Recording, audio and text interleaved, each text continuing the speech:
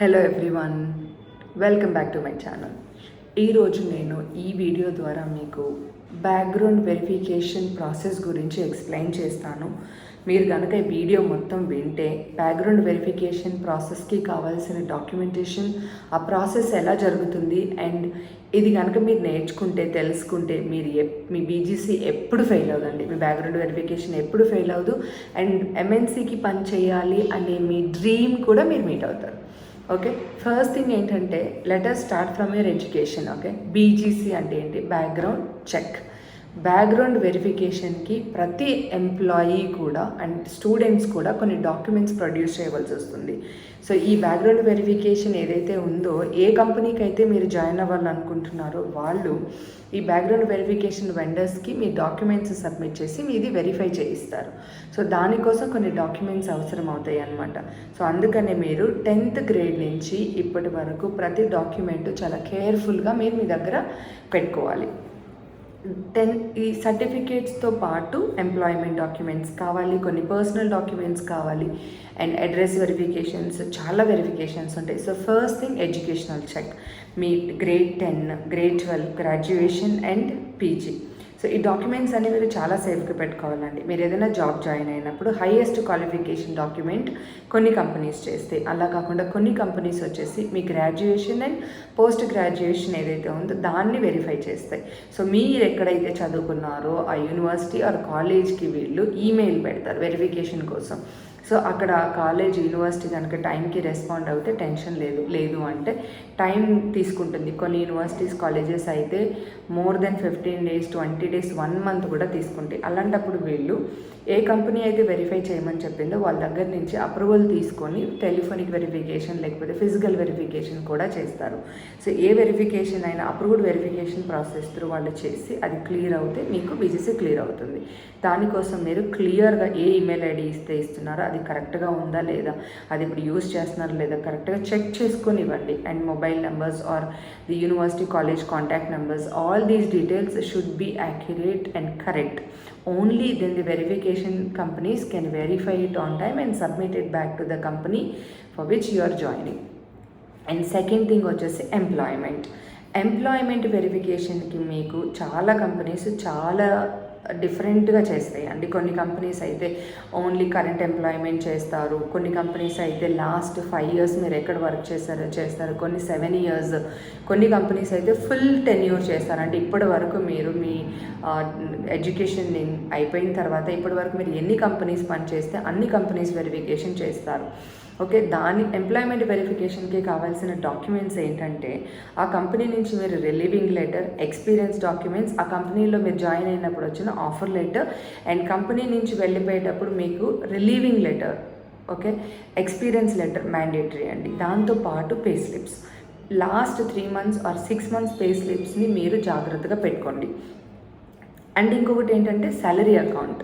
చాలామంది ఒక కంపెనీ నుంచి ఇంకో కంపెనీకి వెళ్ళినప్పుడు ఆ ప్రీవియస్ కంపెనీ ఏదైతే ఉందో దాని సాలరీ అకౌంట్ క్లోజ్ చేస్తారు. If it is not the same salary account that we use in the new company. ఆ క్లోజ్ చేసేటప్పుడు మీరు కనీసం ఆ బ్యాంక్ స్టేట్మెంట్ని తీసి పెట్టుకోవడం ప్రాక్టీస్ చేయండి. ఎందుకంటే మన ఎడ్యుకేషనల్ సర్టిఫికేట్స్ ఎట్లాగో అలాగే ఎంప్లాయ్మెంట్ డాక్యుమెంట్స్తో పాటు ఈ బ్యాంక్ స్టేట్మెంట్, పే స్లిప్స్ కూడా అవసరం. కొన్ని ఎంఎన్సీ కంపెనీస్ అయితే మీ మొత్తం ఎంప్లాయ్మెంట్స్కి బ్యాంక్ వెరిఫికేషన్ కూడా చేస్తుంది. అంటే మీ పే స్లిప్లో ఏదైతే అమౌంట్ ఉందో అది మీ బ్యాంక్లో క్రెడిట్ అవుతుందా లేదా, ఈ వెరిఫికేషన్ అయితే పక్కా జరుగుతుందండి. కొందరైతే ఓన్లీ పే స్లిప్స్ వెరిఫై చేసి వదిలేస్తారు, కొందరు ఆ pay slips bank statement match అవుతుందా లేదో కూడా చేస్తారు. దాని మీద మీరు కంపల్సరీ వాళ్ళ బ్యాంక్కి వెళ్ళి బ్యాంక్ ఫిజికల్ వెరిఫికేషన్ జరుగుతుంది. సో మీరు ఆ స్టేట్మెంట్స్ మీద వీలైతే స్టాంపింగ్ కూడా వేయించుకొని పెట్టుకోండి సేఫ్. ఎందుకంటే కొన్ని బ్యాంక్స్ మర్జ్ అయిపోతున్నాయి, కొన్ని క్లోజ్ అయిపోతున్నాయి. అకౌంట్ క్లోజ్ అయితే మేము స్టేట్మెంట్ ఇవ్వము, మేము వెరిఫై చేయమని చెప్పే వాళ్ళు కూడా ఉన్నారు. సో మీరు లేట్గా వెళ్ళేసి 10 years బ్యాక్ నాకు మీ దగ్గర అకౌంట్ ఉందంటే నాకు స్టేట్మెంట్ కావాలి అంటే you may not be getting it. Okay, ఈ రిస్క్ అంతా ఎందుకు అనుకుంటే ఈ రోజునే బ్యాంక్ స్టేట్మెంట్స్ మొత్తం చేసి మీ దగ్గర పెట్టుకుంటే you can easily get your background verification cleared on time.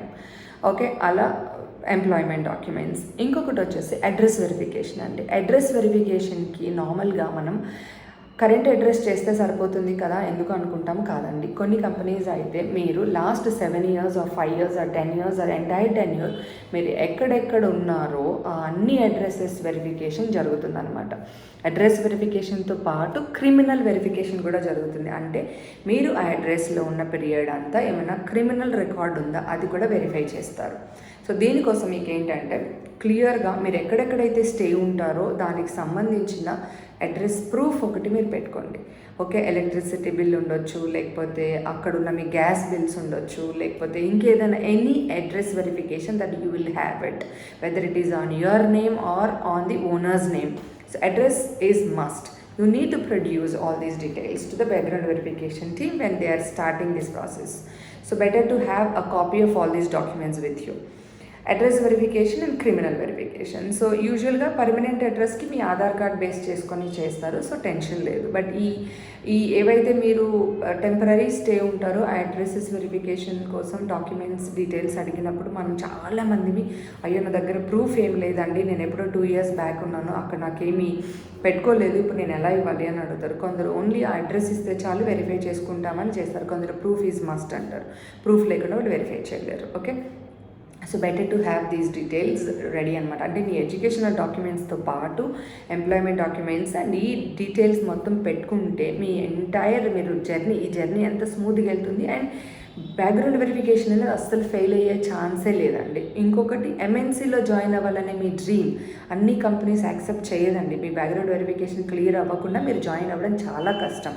So ఈ డాక్యుమెంట్స్ అన్నీ కనుక మీరు పెట్టుకుంటే ఓకే, హ్యాపీగా మీరు ఆన్ టైం బీజీసీ క్లియర్ అవుతుంది and you will not lose your job. Okay, ఇంకొకటి ఏంటంటే కొన్ని కంపెనీస్ పోస్ట్ జాయినింగ్ వెరిఫికేషన్ చేస్తారు. అంటే కొన్ని ప్రీ జాయినింగ్ ఉంటుంది, కొన్ని పోస్ట్ జాయినింగ్ ఉంటుంది. ప్రీ జాయినింగ్ టెన్షన్ లేదు, మీరు జాయిన్ అయ్యేలోపే మీ బ్యాక్గ్రౌండ్ వెరిఫికేషన్ అయిపోతుంది, తెలుస్తుంది అసలు ఈ కంపెనీలో మీకు వస్తుందా లేదా అనేసి. బట్ పోస్ట్ వెరిఫికేషన్లో మీరు ఆ జాబ్ వదిలేస్తారు, ఇక్కడికి వచ్చి జాయిన్ అయిపోతారు. 1 month 2 monthsలో మీ బ్యాక్గ్రౌండ్ వెరిఫికేషన్ రిపోర్ట్ వస్తుంది, నెగిటివ్ వచ్చిందంటే అవుట్, మీ జాబ్ పోతుంది, మిమ్మల్ని బయటికి పంపించేస్తారు.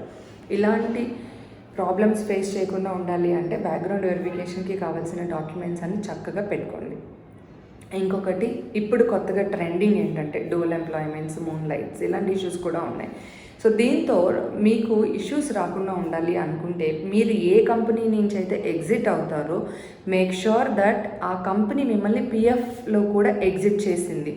లేదు అంటే ఇది మీకు న్యూ కంపెనీ పీరియడ్తో ఓవర్లాప్ అవుతుందండి. కొన్ని కంపెనీస్ ఓవర్లాపింగ్ ఉంటే యాక్సెప్ట్ చేయదు అండ్ మీ బీజీసీ ఫెయిల్ అవుతుంది. ఇదివరకు పిఎఫ్ వెరిఫికేషన్ జరగలేదు, కానీ కరోనా తర్వాత ఇలాంటి ఇష్యూస్ ఎక్కువ అవ్వడం వలన చాలా కంపెనీస్ పిఎఫ్ వెరిఫికేషన్ని కూడా యాడ్ చేశారనమాట బ్యాక్గ్రౌండ్ వెరిఫికేషన్లో. సో పిఎఫ్ వెరిఫికేషన్ మీకు క్లియర్ అవ్వాలి అంటే మీ ఎగ్జిట్స్ అనేవి previous company exit current company ఎంట్రీతో ఓవర్లాప్ కాకూడదు. దానికోసం మీరు ప్రీవియస్ కంపెనీలో అది ఎగ్జిట్ అయిందో లేదో చెక్ చేసుకోండి. మీకు యాక్సెస్ ఉంటుంది మీ పిఎఫ్ అకౌంట్కి, మీ యూఏఎన్ నెంబర్ త్రూ మీరు లాగిన్ అయ్యి మీ ప్రతి కంపెనీ ఎగ్జిట్ ఎంట్రీ మీరు చూసుకోవచ్చు. అక్కడ ఏదైనా మీకు డిస్క్రిపెన్సీ ఉంది అంటే మీరు ప్రీవియస్ కంపెనీకి వెళ్ళి అడిగి ఎగ్జిట్ తీసుకోండి. లేదు అంటే మీరు జాయిన్ అయిన తర్వాత కూడా 6 months కూడా ఈ వెరిఫికేషన్ జరగవచ్చు. 1 year తర్వాత కూడా వెరిఫికేషన్ చేయొచ్చు. ఓవర్లాపింగ్ ఉంది అంటే మీరు జాబ్ పోగొట్టుకునే అవకాశం ఉందండి. ఓకే, అసలు దయచేసి చాలామందికి తెలియంది ఏంటంటే పిఎఫ్ వెరిఫికేషన్ గురించి. PF verification has become mandatory verification these days and there are many people who are losing their jobs because of this overlapping and dual employments. Sometimes మీరు dual employment చేయడం లేదు కానీ ఆ ప్రీవియస్ కంపెనీ ఎగ్జిట్ చేయకపోవడం వలన అది dual employmentగా reflect అవుతుంది కాబట్టి మీకు పోతుంది. ఎందుకంటే కరెంట్ కంపెనీని మీరు క్వశ్చన్ చేయలేరు, వాళ్ళ డ్యూటీ వాళ్ళు చేస్తున్నారు, వెరిఫై చేస్తున్నారు, మీరు 2 కంపెనీస్లో రిఫ్లెక్ట్ అవుతున్నారు. So they will simply say sorry boss we cannot continue your services అనేసి. ఇది మీ రెస్పాన్సిబిలిటీ. మీరు ఒక కంపెనీలో జాయిన్ అవుతున్నారు అంటే ప్రీవియస్ కంపెనీ నుంచి మీకు క్లియర్ ఎగ్జిట్ ఉంటే మీకు న్యూ ఎంట్రీకి ఎలాంటి ఇష్యూస్ ఉండవు. ఓకే, ఇంకొకటి, అసెట్ సబ్మిట్ చేయకపోయినా కూడా అంటే ప్రీవియస్ కంపెనీ నుంచి మీరు కొత్త కంపెనీకి వచ్చేటప్పుడు ప్రీవియస్ కంపెనీలో మీరు నో డ్యూస్ తీసుకోకుండా అసెట్ సబ్మిట్ చేయకుండా క్లియరెన్స్ లేకపోయినా కూడా వాళ్ళు మిమ్మల్ని పిఎఫ్ నుంచి ఎగ్జిట్ చేయరు. కంపెనీ నుంచి ఎగ్జిట్ తీసుకున్న తర్వాత అసెట్ సబ్మిట్ చేయరు. అసెట్ సబ్మిట్ చేయకుండా పెట్టుకుంటారు, అలా ఎప్పుడో చేద్దామో టైం దొరికినప్పుడు వెళ్ళినప్పుడు అనేసి.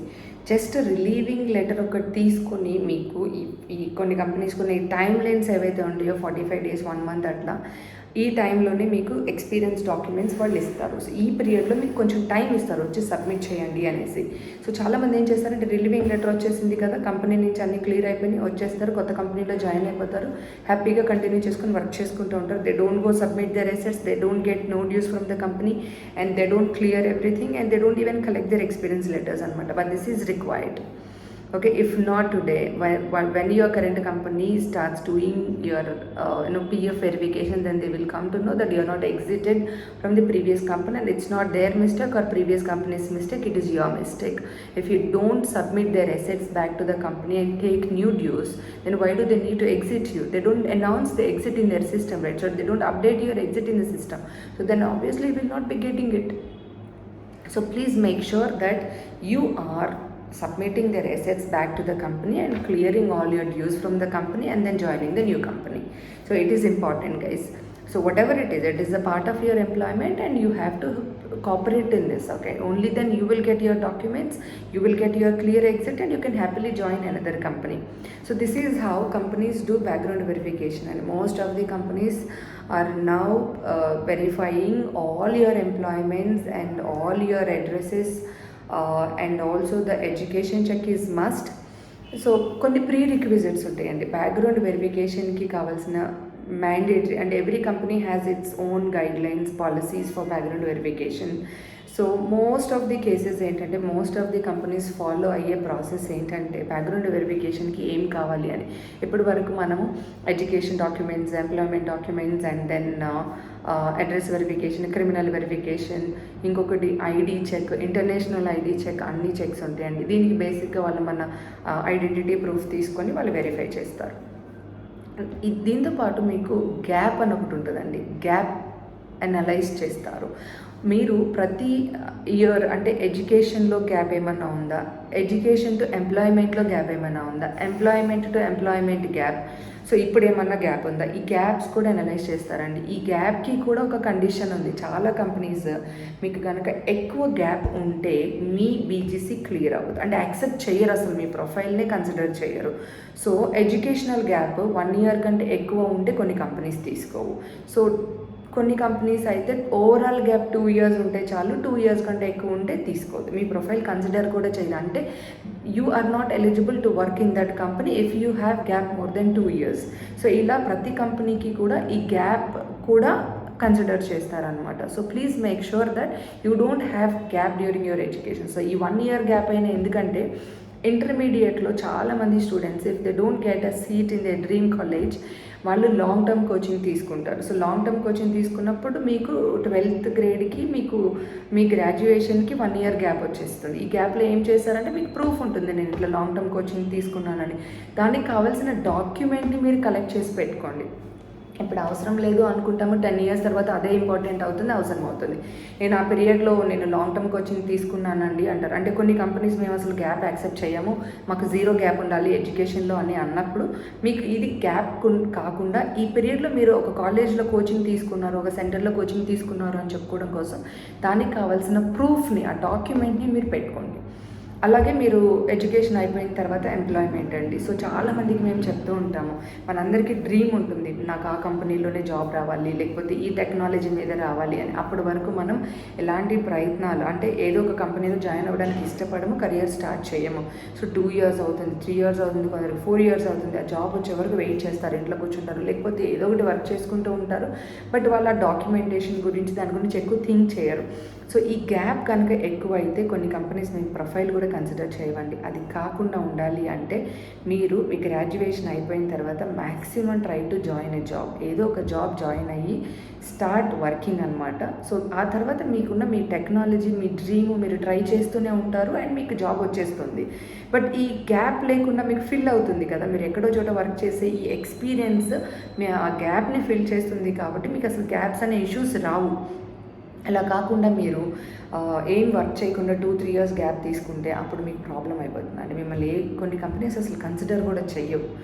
ఈ గ్యాప్ ఫిల్ చేసుకోవడం కోసమైనా మీరు స్టార్ట్ వర్కింగ్. ఓకే. సో అట్లాగే మీకు ఎంప్లాయ్మెంట్ టు ఎంప్లాయ్మెంట్, ఎందుకంటే ఓవరాల్గా మన 10th గ్రేడ్ నుంచి మన కరెంట్ వరకు, అంటే ఒక 10 ఇయర్స్లో 15 ఇయర్స్లో ఓవరాల్గా చూసినప్పుడు ఆ గ్యాప్ 2 ఇయర్స్కి ఎక్కువైనా ప్రాబ్లమే. సో అందుకనే అసలు గ్యాప్ ఎందుకు, మనకి ఏదో ఒకటి వర్క్ చేసుకోవచ్చు కదా, we can start working, right? So ఈ వర్క్ చేసిన కంపెనీలో నుంచి మీరు ఎక్స్పీరియన్స్ డాక్యుమెంట్స్ పెట్టుకోండి. మళ్ళీ ఏదో ఒకటి వర్క్ చేశాం కదా మేము అది ఫిల్ చేస్తామంటే సరిపోదండి. మనం వర్క్ చేస్తామని చెప్పినప్పుడు దానికి ప్రూఫ్ అడుగుతారు. కంపల్సరీ మీకు ఆ కంపెనీలో వర్క్ చేసిన ఆ ప్రూఫ్, ఆ డాక్యుమెంట్స్ కావాలి. అది ఇచ్చినప్పుడే దాన్ని మీకు గ్యాప్ కింద కన్సిడర్ చేయరు. లేదు అంటే మీకు ఆ గ్యాప్ అనాలిసిస్ స్టార్ట్ అవుతుంది. Okay. So this is all about background verification అండి. ఇంకా ఏమన్నా అప్డేట్స్ ఉంటే బ్యాక్గ్రౌండ్ వెరిఫికేషన్లో, ఏమైనా అమెండ్మెంట్స్ ఉంటే, కొత్త చేంజెస్ ఏమన్నా వస్తే నేను నెక్స్ట్ వీడియోలో మీకు ఇంకా ఇన్ఫర్మేషన్ షేర్ చేస్తాను. మీకు ఎవరికైనా ఏదైనా డౌట్స్ ఉంటే ఈ కమెంట్స్లలో మీరు మెసేజ్ పెట్టొచ్చండి. I will help you and I will clarify all your doubts about background verification. And ఏం చేస్తే మీకు బీజీవీ ఫెయిల్ అవ్వకుండా చక్కగా కొత్త కంపెనీలో జాయిన్ అయినప్పుడు ఉంటుంది అనేది కూడా మేము మీకు హెల్ప్ చేయగలం. Okay, we're sharing this information through our experiences. మేము బీజీసీ చేస్తున్నాము, we're recruiting people and we're verifying their background and we're trying to help the freshers and the new joiners and also the ones who are working, so that we all will be on the same page and we will not lose the good opportunities working for good MNCs. Okay, thank you so much. Keep watching. Bye bye.